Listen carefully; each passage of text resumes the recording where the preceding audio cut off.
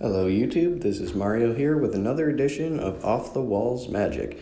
So today we have a fun modern list to show you all. This is a list I'm calling Infinity Scepter. This is a deck that uses Magistrate Scepter to take an infinite number of turns as early as turn 4 with the best possible hand.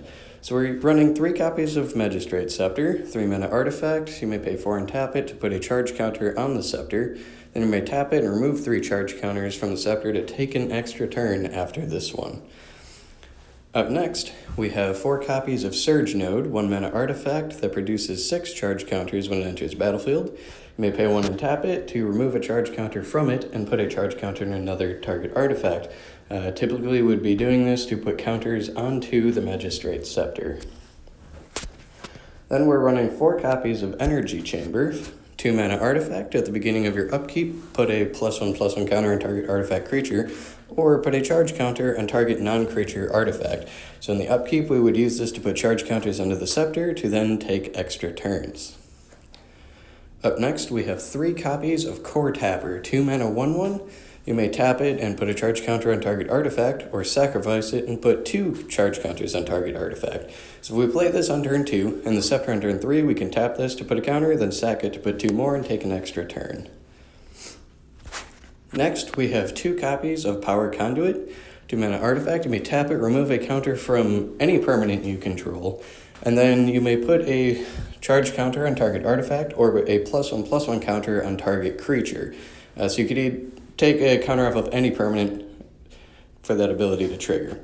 Up next, 4 copies of Pentad Prism, 2 mana artifact with Sunburst, and so it enters battlefield with a charge counter for each color of mana spent to cast it. You may remove those counters to produce 1 mana of any color and add it to your mana pool. Next, we have 2 copies of Phyrexian Metamorph, 3 in a Phyrexian blue, enters battlefield as a copy of any artifact or creature on the battlefield, although it's an artifact in addition to its other types. So you'd either copy your opponent's biggest threat, copy an Energy Chamber, or Surge Node, something along those lines. Next, we have 3 copies of War of Invention, 3X, or X and 3 blue, rather. Instant with Improvise, hit your library for an artifact, put it onto the battlefield, shuffle your library, just grab whatever combo piece you happen to be missing. When you cast this, typically a Scepter. Up next, we have 2 copies of Karn, Scion of Urza. Generates a lot of card advantage and can create pretty massive blockers in this deck with that -2 ability. We predominantly cast artifacts in this deck, so that -2 is kind of another win condition.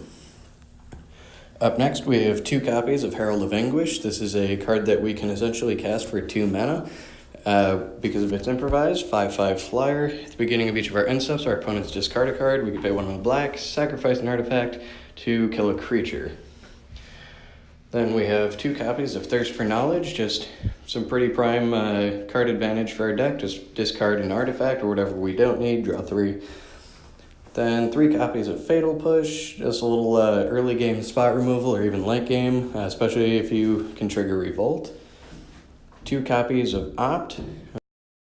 In the mana base, we're running 4 copies of Polluted Delta, 4 copies of Watery Grave, 4 copies of Drowned Catacombs, 2 copies of Dark Slick Shores, 4 copies of Creeping Tar Pit, which is kind of our backup win condition, being able to swing in for 3 during each of our turns, including our infinite extra turns. Just a good way to close out the game with unblockable damage.